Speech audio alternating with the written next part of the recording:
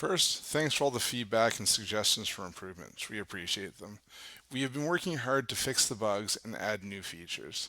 This is the first of many updates we plan for this year. This release we focus on adding our first stock site, Shutterstock.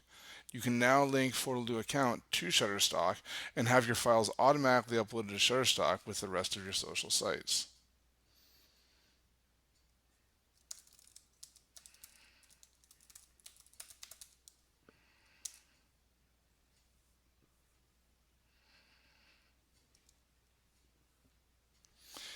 If you don't currently post to Shutterstock, it's one of the most popular microstock sites and has 1.5 million customers who constantly buy licenses for images. It's a great site for earning some extra cash from your photos.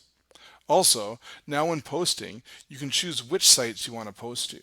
You can easily uncheck a site if you don't want to post to it right now.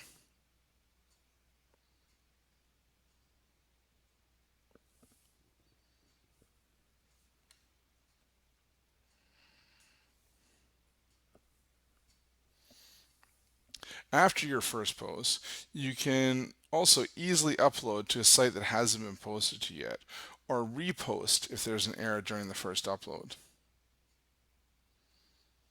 If there's an error during the first upload, you'll see this new icon which will allow you to repost the photo again. You can also now delete photos that you no longer want hanging around Photoloo. One thing to note is that it only deletes the photos from Photoloo, not the other sites the photo has been posted to.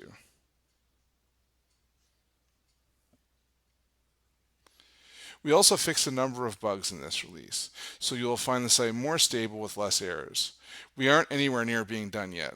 Up next on our list, posting to Facebook pages. Thanks again for beta testing Photoloo.